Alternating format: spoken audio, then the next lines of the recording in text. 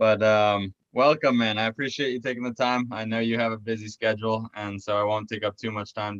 But I do appreciate you being here, and yeah, let's get right into it. My name is Chris McCormick. This is the Better Books broadcast, the Know Your Numbers podcast, and today we have a special guest in Josh Ferrari. Josh is the host of the Creative Capital podcast.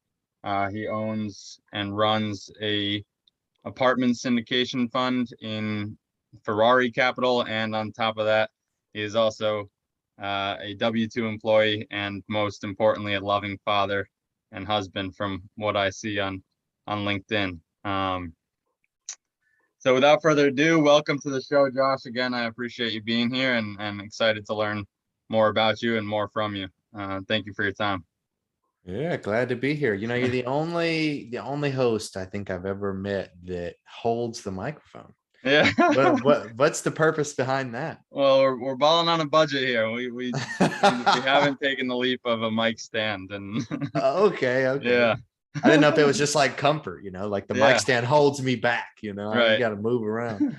Well, yeah, when I run solo episodes, I find myself pacing around the room a little bit. So we're trying to tone that down too. So maybe a mic stand is in order, but yeah, nothing sophisticated, just a man working out of his apartment. Yeah. So yeah, I gave you a little bit of an introduction. I hope that was all true. I believe from what I've seen on LinkedIn it is, but if you want to dive a little bit more into yourself, what you do and what you've been up to the last 6 months, because I know it's been a whirlwind and quite the change from where you were. Right. So, okay. I am a husband, been a husband for 4 years, a little over 4 years now. Okay. And I am a father to be. Right. All right. My baby girl is not born yet. You could say I'm a dog dad. Yeah. That is We'll take fatherhood. Got a little Pembroke Welsh Corgi. And I'm an aircraft technician by day. Got my airframe power plant license probably about 5 years ago now. And I got it to start what I thought was going to be a long-standing career in aviation. I thought I was going to work my way up the corporate ladder, start out as a sweatshop, which is down here in Mobile, Alabama, where I am currently. At least that's what they call it. It's a heavy MRO repair station, stands for maintenance, repair, and overhaul. And it was just to get all of my experience. I was going to come down here for 3 years, get some experience, and then go work for some airline somewhere. You typically require anywhere between 3 to 5 years experience. So it's going to get the minimum and roll out, and then eventually retire out on a farm somewhere with a bunch of debt and the white picket fence, the American dream. So that was honestly the plan. I didn't really have a big vision or goal. I just knew I wanted to be a family man. I knew I wanted family to be kind of the center of what I did, and then the job and everything else comes second. Yeah. So then I get married. I moved down here to Mobile, Alabama, and I'm down here for maybe 6 months. And I get married for not even like 45 days. And my dad calls me up in January of 2018 and tells me that him and my mom are about to start flipping houses. And I was like, well, that's kind of weird. Because for all I had known previously was like HGTV. I thought you already had to have a lot of money. You had to be like independently wealthy somehow. And, how does that even work with the financing? And where are you going to come up with hundreds of thousands of dollars? And then the renovations, and you don't even know any contractors, or you don't know anything about this. So I had all these questions, but they just kept answering them back to back to back. And, they didn't have all the answers, but every question led to a new level of intrigue in my head. So at the end of this phone call, I was just very intrigued with the concept of real estate investing. It's like, well, flipping's probably not for me, but it really sounds like there's something here that could be. Yep. So I remember just diving in head first. I read like 40 books that first year. I was going to 3 different local real estate meetups. We listened to all the podcasts I could listen to, and my wife and I jumped right into wholesaling and tried our hand at that. We did that for like 6 months, and we didn't close a single deal. So we're like, well, this obviously ain't really for us, and this isn't really what we wanted to do long term anyway. So let's pivot a little bit and see what comes of that. So we thought, all right, well, let's buy something. We want to be real estate investors. I want to actually own something and have the benefits of owning the real estate. So then we found a fourplex, bought that, house hacked it, and that ended up being a living nightmare. I mean, it was like anything that could have gone wrong went wrong, and financially, it was not the best decision. But I tell you what, it was basically like the school of hard knocks, because I was able to get a massive, massive education from that and learn so many things about what to do, what not to do, how to do things, how not to do things. And it gave me clarity as far as the direction I wanted to go in the business, like one in the business, but also in life. Cause I'm like, okay, I don't want the busyness of being like a property manager. I don't want to do flips because I'm just trading one job for the next. I don't want to deal with contractors. I don't want to do this. And I was like, all right, well, what do I want to do? How can I formulate my investments to fit my lifestyle? And so I stumbled upon syndication because I had a fourplex. I already like small multis. I like the idea, the concept of multifamily, even though our fourplex was not panning out. So I remember stumbling upon syndication, and it was like, hey, you can get to where you want to be much faster. Hey, you can bring other people on board with you and help them achieve financial freedom while you're achieving financial freedom. Hey, you can educate others on how to do this. Hey, you can partner with a ton of people and still make a lot of money on this and not have to do it all by yourself. Hey, you can do, and there's just like all these awesome benefits that I saw in my personal life and the lifestyle I wanted to live moving forward in this particular model. So it's like, all right, this is it. This is what I want to do. And so I went to a local real estate meetup, and there was a guest speaker coming over from Pensacola to Mobile to talk on syndication. So I show up, he's talking about it, and I remember leaving just being like solidified. This was like a week or two after I had decided that multifamily was really what I wanted to do, but I didn't really know anything. So I go to this meetup, and he is giving even more details that I didn't know before and telling me all these books I need to read, or telling everyone, all this stuff you can do and everything. I'm like, this is perfect. And so I ended up talking to the guy afterward, found out we both had aviation in common, and then was able to take him out to lunch about a week later. And he's kind of been somewhat of an organic mentor ever since. So now I got a mentor. I know I want to be in multifamily syndication. You fast forward to today, this is about 2 years and 9 months ago at this point. So over the last 2 years and 9 months, I've since got 2 business partners. We've since closed 239 units. We've got another 88 units under contract. We're looking at another 240 unit that we're supposed to be driving to go see. What's today? Monday. This week, we've got a single family luxury flip, like a fancy beach house that just, I never would have thought I'd own a beach house, but it's the coolest thing ever. It's so awesome just to be renovating it and kind of talking to the different buyer pools of that, and just so many different cool things about that. We could talk about that later if you want. But then we've got another like 136, 142. Like we're just doing a lot of things. And I think all of that came from the partners, from the, first of all, knowing what I wanted to do, but then getting or networking. Trying to think of the right word, networking with the right people. And that, I mean, without them, honestly, I don't think I'd be where I am today. Yeah. Wow. That's awesome. And so that's right where I want to go, and right where I want to take it is the importance of relationship and specifically partnerships. Because right now I'm in a business I just started, and I'm on my own. I don't have partners. I've talked with people about potentially starting a real estate partnership, but for somebody who's even listening, what has worked for you in finding the right partners? Is it somebody that you grew up with, or is it somebody that you met at the real estate meetups, and how do you gauge that? And I mean, did you just strike the luck of the draw in that, or did you know what you were looking for specifically? That's a good question. Honestly, I think it was just being active in the space. Real estate's a small industry. It's a big industry, but it's a small industry. Like it's a small world. You'd be surprised how many people through one connection that you've never met before. And it's kind of interesting how they all intertwine. So if you're on LinkedIn, if you're on Facebook, if you're on Instagram, if you're on Bigger Pockets, if you're in the local meetups, if you're listening to the podcast, like all of these different forms of networking and communication inside the industry. All of that is going to kind of tie in, and it's going to make it a lot easier to, one, have a wider array of options, because you maybe don't always want to partner with someone that's in your backyard. Maybe it makes more sense for you to partner with someone else, and it gives you more options of who to partner with if you're looking globally or nationally, just in the United States, more so than just your own backyard. So for me, it was being active in a lot of those things, because my partner actually reached out to me on Bigger Pockets. Of course, didn't have any intent of even trying to find a partner at the time. Right. But I always think it's funny, because he lives in Gulf Shores and I live in Mobile. So we live like 30-45 minutes away from each other. Yeah.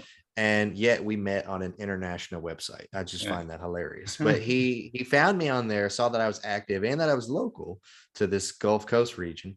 So he reached out to me, wanted to grab coffee. We go grab coffee, and I hate coffee, by the way. Folks always want to get coffee or a beer. I don't like either. So I always just say yeah, and then I just drink like a water or whatever. Yeah. But that's beside the point. Anyway, we go to this little place and we're hanging out, and we start to find that we have a lot of similarities. He was a bass guitar player. I've been a drummer for the last 15 years. I was like, bro, screw real estate. Let's just go jam together. This is fantastic. I don't know a lot of musicians down here, because since I'm from Memphis. So when I moved down here, I was like, I don't know anyone that's a musician, but I'd love to jam. So I thought that was really cool. He was very into exercise and health and fitness, and I've always been into that. And so there was a lot of similarities from that viewpoint. And then when we started diving into real estate specifically, found out that he had been in the single family space for about a decade and was really trying to transition into multifamily. And at that point, I think it had been maybe like 6 months that I was gung-ho on trying to get into multifamily. So I had been solely focused on networking with only multifamily people and investors, and going to the meetups and listening to the podcast. And I'd read so many books. And so I had somewhat of like a baseline level of network and just education, I guess, in the industries. But we were both trying to get into multifamily. And so we were like, okay, well, this is really cool. But believe it or not, people, even after all that, when the meetup ended and we went our separate ways, I still just thought that the dude was a cool dude.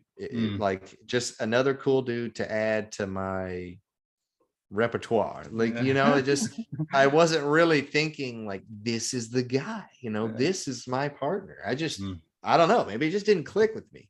It took, we went our separate ways. And then 2 months later, like we didn't talk at all for 2 months. 2 months later, another deal comes through my, through my desk, or talking to a broker or whatever.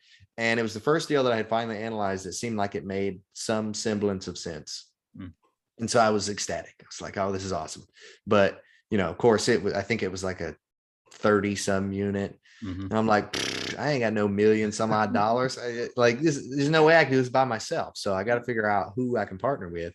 So now let's go through the network. Let's scroll through the phone or through the Excel spreadsheet or whatever you got.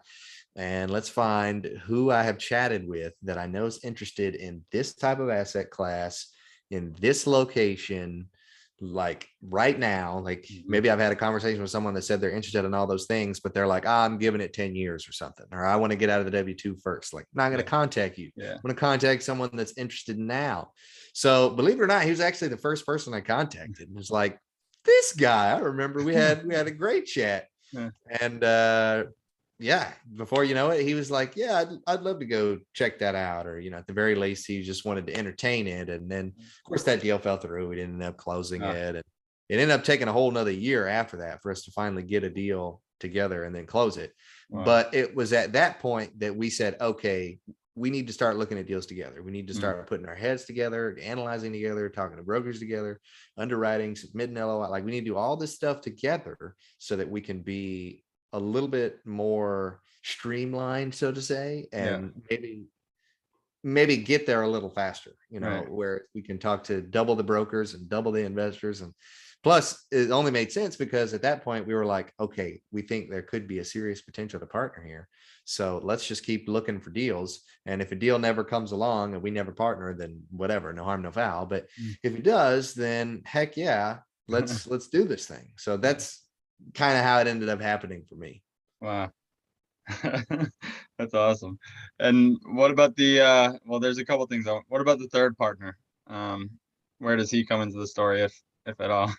Right. So yeah, there were two of us, Yeah. and it took us that full about year before we Yeah. finally got the deal wrapped up and ready to close. Hmm. And it was 2 weeks before closing on the very first deal we had under contract. So excited, it raised uh almost all the money. Yeah. And we started freaking out because 2 weeks before closing, we're like, oh my gosh, we're like $150,000 shy. What are we gonna do? Mm, We couldn't just like pull $150,000 out of our hat and right. just dump it in the account. We weren't wealthy like that just yet. Hmm. So I ended up contacting my mentor, which, believe it or not, my mentor just so happened to be the seller Oh. of our first deal. So it's kind of Hmm. an interesting story. But I contact him and I say, hey, I got a proposition for you. What do you say you help us raise this other 150?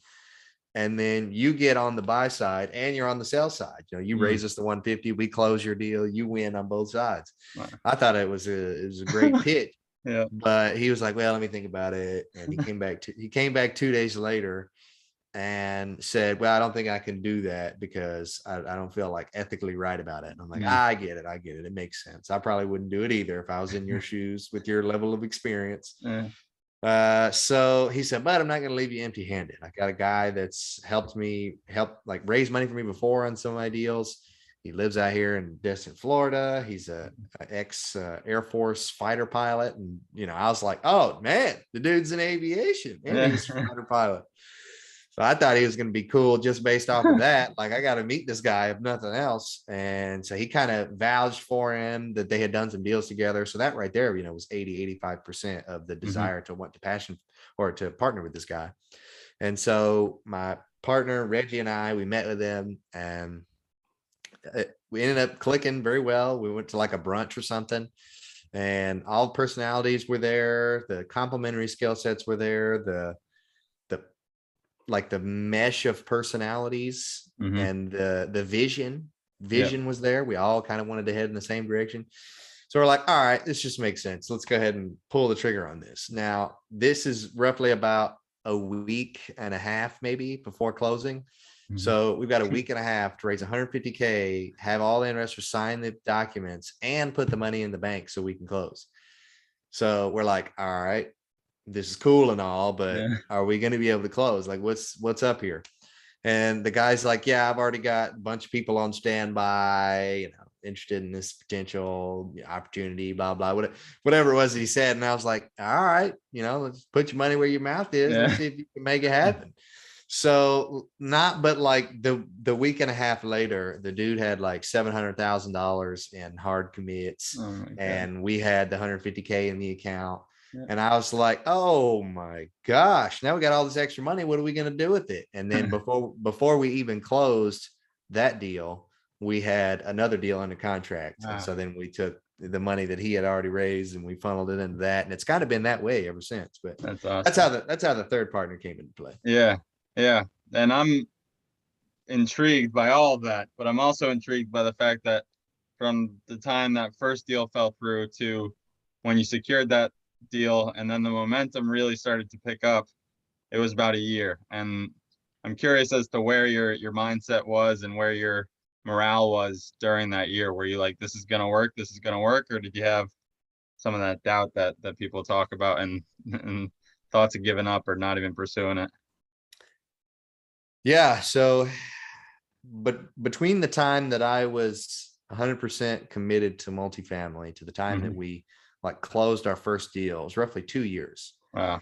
So 2 years of analyzing deals, talking to brokers, Yep. networking with folks, finding the partner, Hmm. trying to just build my understanding Yeah. of deal analysis and of the larger deals and all of the things that go in with trying to break into the industry. Not gonna lie, I was discouraged a lot of the Yeah. time because we probably submitted like over 100 different LOIs and all these different offers, and brokers kept sending us crappy deals, and a lot of brokers wouldn't even take us seriously because we hadn't closed anything yet. So it was very discouraging. Like, how am I ever going to break into this? Because you would hear some of those success stories about other people that break into the business after like 6 months or a Yeah. couple months. And they're like, Yeah. I just closed a 200 unit and made $100,000 acquisition fee. And I'm like, oh, what the heck? I could so use that money right now. And I feel like I have been working my tail off to get there. Mhm. And I mean, there were definitely times. I don't think there was ever a time that I just wanted to quit. Right. I've always been a very like go-getter. If I Mhm. ever set my mind to something, I practically never quit. Yeah. So quitting wasn't really an option, but there was a lot of discouragement. Yeah. There was a lot Yeah. of like, the morale was definitely low, Mhm. where I was like, I just don't even know what to do. Like I don't want to quit. I want to get into this industry, but it's been 2 years or however long it had been, and we still haven't closed anything. Mhm. I feel like we're not making any traction. What are we doing wrong? Right. And so, and social media never helps either. Right. You're seeing everyone else's success stories. Yeah. Don't get me wrong, there's a lot of good things about social media, but there are definitely, especially if you get in your own head, you kind of like get the pity me Yep. attitude, then you start to get all dreary and upset that you're not where you want to be. But I had to keep telling myself it was the long game. I kept going back to my mentor, and I kept going back to listening to podcasts and talking to folks that were of my similar background. So the Mhm. thing that really boosted me up in those times was listening to a podcast or talking to someone that was roughly my same age, or that came from nothing like I did, or didn't have any investing background, and was also trying to get into the multifamily, or also was able to find a partner, or was also working a W-2 full time while trying to Mhm. do this. Someone that had a similar background as me, that saw success, that closed the deal, that made it happen, that did it. That was kind of like my boost of confidence. Like, Mhm. well, heck, if they can do it, I know I can do it. It's just a matter of time. I just got to keep at it, and I'll get there. So that helped me some. And then talking to my mentor and asking him, like, hey man, how long did it take you before you finally broke into this industry? Because I feel like I'm just going at this and going at this and going at this, and nothing's happening. Mhm. And he said, well, it took me a while to get into it. And he said, now I'm into it and I still feel like I'm not into it. I'm like, what does that even mean? Like, you're killing it.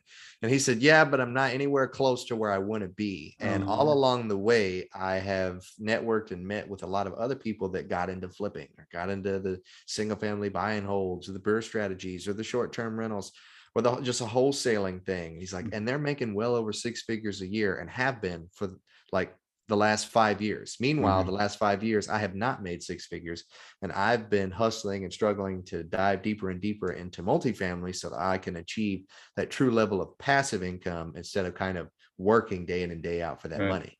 And I'm like, yeah, I mean, that's exactly what I want. But 5 years, dang, is that really how long it's going to take before I even break into this thing? He said, no, I don't think it's going to take you that long, but it is the long game. And Mhm. he had to tell himself that. And so I had to keep telling myself that trying to get into this particular niche, this particular strategy of real estate investing, it's going to take a while. I've been in the real estate industry now for 3 years and 9 months. Mm. And it's only been the last 9 months that we've closed a large multifamily deal. And so a lot of folks ask me, they're like, you got all these units, you got all these deals. Why are you still working a W-2? How are you Yeah. not like out of the rat race yet? And I say, well, if you really learn and study how syndications work, and how the process of getting paid and the whole value add model, how all that stuff works, then you know that the only way we've gotten paid over the last 9 months, or really over the last almost 4 years, Yeah. is from acquisition fees. Mm. And typically when we get an acquisition fee, we just take that money and roll it into the next deal. I was actually talking with my partner earlier, and he was like, I'm going to make so much money this year, more money than I've ever made in my entire life.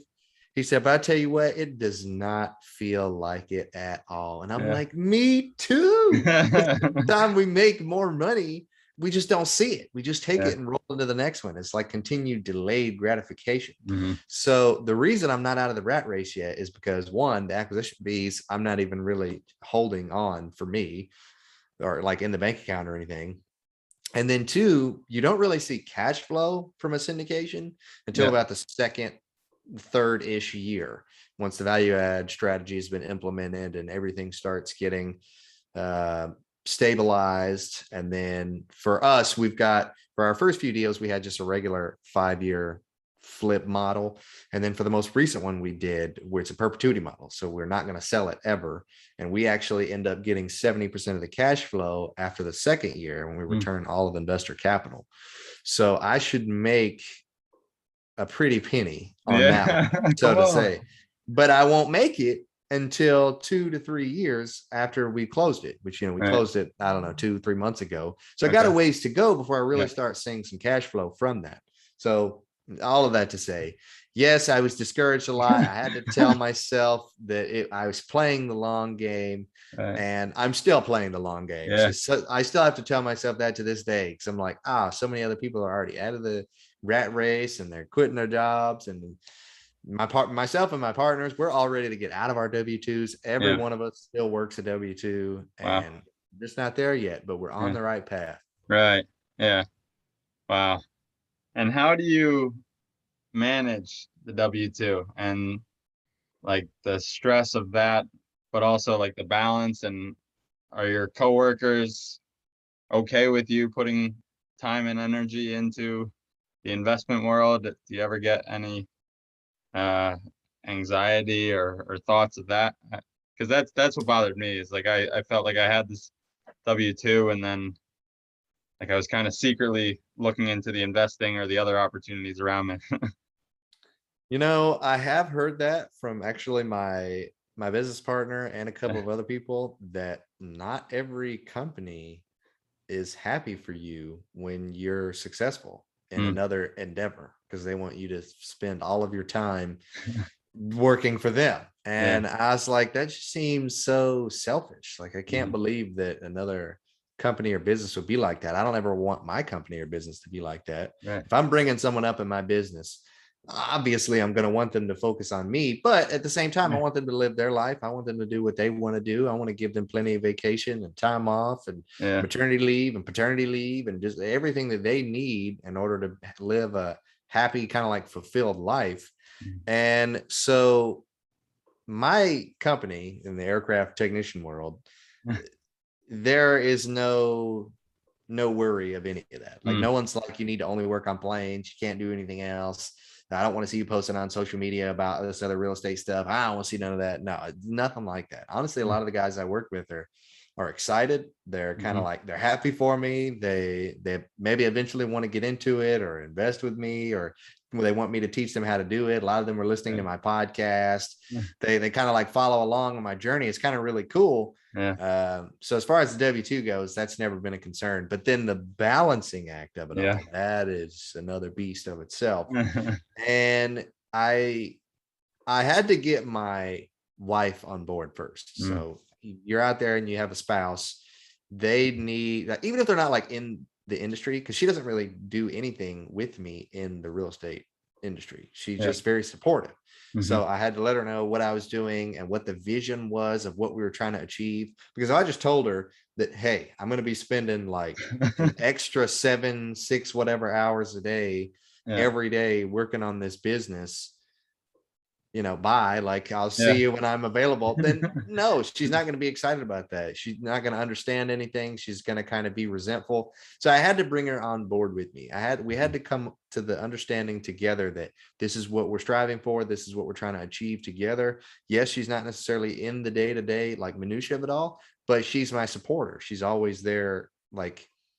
Like she makes dinner, she helps clean up the Yeah. house, like all the things that I wish I could help with sometimes, that I just don't have the time to, because I'm trying to get into this business. So I'm not going to tell you that everything's going to be cupcakes and rainbows and you're going to like, there's going to be no sacrifices. There's going to be a lot of sacrifices, whether it's financial or time. For Mhm. me, I didn't really ever have a lot of money, so we didn't make a lot of financial sacrifices, so to say, Yeah. at least other than the freaking fourplex that put us in a hole. Yeah. But it's been more of like a time sacrifice. So Yeah. hey, I go to work at 6 o'clock in the morning, and then I work Okay. from 6 to 3:30, Monday through Friday, and Yeah. then after I get off, I typically come home, take the dog out, feed the dog, Mm-hmm. take a shower, get ready, and then I try to sit down at the computer, start the real estate thing roughly at about 4:30. And then I probably spend 4:30 to 6:30 ish working on the business. And then I usually try to go eat dinner that she's made with her, try to at least make a point to eat with her, if nothing else, for that night.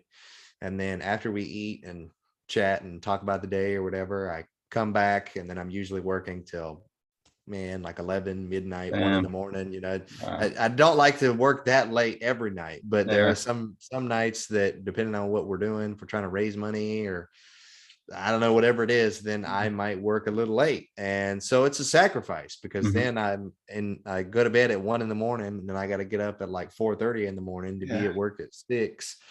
So it's maybe not the most healthy thing, because I know Right. it's definitely healthy for me to sleep probably, I don't know, 6, 7, 8 hours a Yeah. night. So balance is a hard thing. Like Right. it's almost something that's unachievable, if Yeah. I'm being honest. Yeah. Balance isn't, you're either focused on one thing or you're focused on another thing. Mm-hmm. You can't be focused on two things at once. We're not meant to be multitaskers. So my balance is just more of a time thing. Like I Yeah. need to make sure that I'm managing my time so that I'm able to see my wife at least like 30 minutes or an hour at night, and then a little bit in the morning when we wake up. And other than that, it's work. Yeah. And I'm trying to slowly, as we continue to progress and grow inside the business, we're starting to Right. outsource some things. And I used to do all of the marketing and editing of the podcast. Yeah. And let me tell you, that was like 6 hours per episode spent on just the interview, the editing, the audio, the video, the marketing, the Yeah. posting it on social media, the graphics. Oh, it was ridiculous. So I outsourced that, and it has been phenomenal. Yeah. Now I've got new problems and new things that I need to Yeah. outsource, but outsourcing that was fantastic. So I think for me, outsourcing has also helped a lot with the time Mm-hmm. management and the balance, you could say, of the Yeah. W-2 and the multifamily. Right. Wow, that's awesome, Josh. And honor to your wife. She seems like quite the trooper, and you're lucky to have her. Just saying that from afar. But I know how valuable time is. I don't want to take up too much of it. Again, I appreciate you being here and sharing all this. This is this is awesome. Couple last minute questions. One is whether you have a timeline on when you want to leave that W-2, and if it's too personal, then don't go into it. But I'd love to hear if you have. Oh no, it's not too personal. This right here on my wall is my vivid vision. I don't know if you ever read Okay. Vivid Vision by Cameron Herold, Yeah. but we created one for us and for our company. And our goal is to reach $100 million assets under management, which, if we continue to buy assets at the financial capacity that we're buying at them now, Mm-hmm. then when we achieve somewhere close to 100 million, we'll each have about $50,000 a month in passive income. And that will be more than enough for all of us to finally get out of the W-2, go full-time in the business, and live the life that we've been wanting to live. Now, if you know anything about Vivid Vision, or the book that he wrote, he typically tells you to do anywhere between a 3-year to 5-year Vivid Vision. Yep. So we did a 3-year Vivid Vision, and we are currently, what's today, September something, 2021. 14. Yep. So this goal is said to be completed by December 31st of 2023. So we've Wow. got a little over 2 years left to Okay. achieve this. We're currently at about 14 million assets under management. So definitely have a ways to go, but that is our goal. That's what we're striving for. And that's our timeline of hopefully achieving it. That's awesome. Wow. And I think that's cake, man. That I know that there is power in multiplication, and at 14, I mean, 9 months ago, what were you at? I think we said We were at nothing. Yes, exactly. There it is. So we can't wait to see that come to life, and I think it'll come sooner rather than later. I say that with full faith. But I like to close these episodes with a few last minute questions dealing with personal finance and investing. We didn't really touch upon much of the numbers, but I've realized that real estate is much more than numbers, and that's why I love doing this and learning more. So to bring it a little bit to the personal finance and investing world, I ask you, Josh, if you weren't in real estate, where do you think you would be, and where would your money be, if anywhere? Well, I wouldn't have any money. Yeah. First of all, I'd have a little bit of a savings Mhm. and that's it. I might have some in a 401k just because that's all you're taught in W2 world is to throw money Yeah. in a retirement account and Yeah.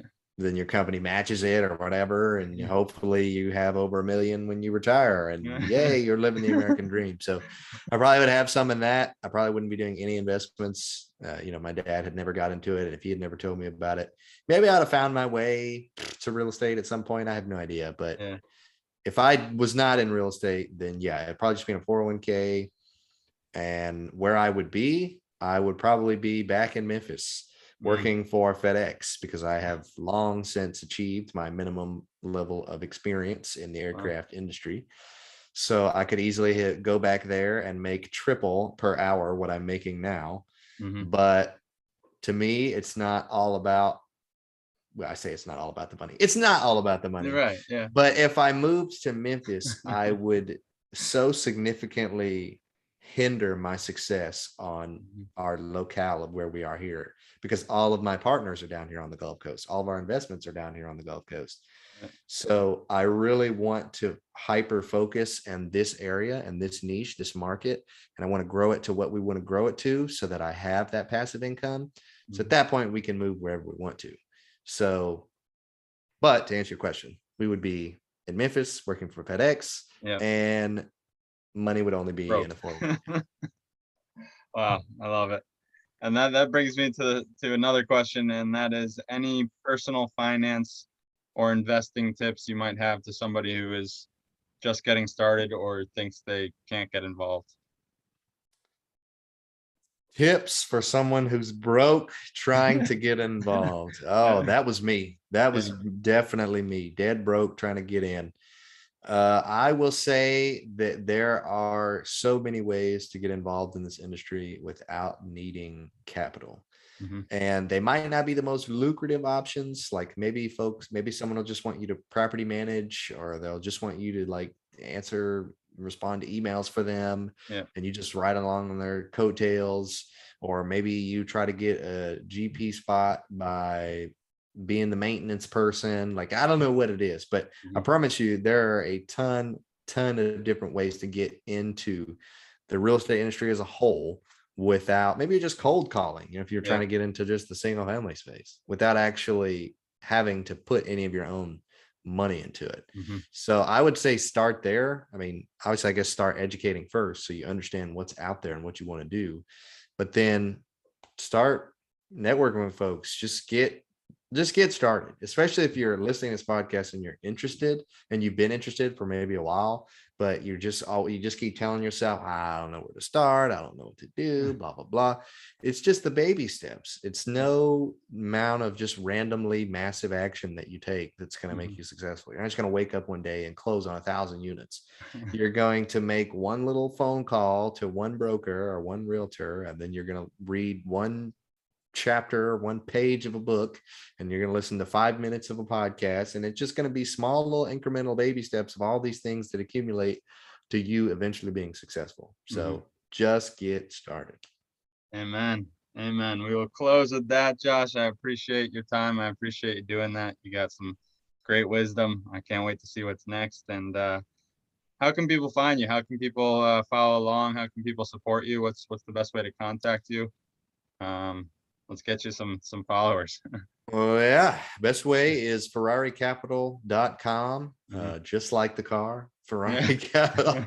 Our newsletters on there. We've got all of our podcast information on there. You can sign up to be a part of the investor portal. You can ask us any questions you want. All of our social media links on there. If you want to follow us on social media, that will probably be the best way to stay up to date. So yeah, I'd say just the website and all the information's right there.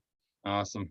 Awesome, Josh. Well, this has been a blessing. I appreciate your time and your wisdom once again. And you enjoy the rest of your night. Get some sleep and show your girl some love. All right.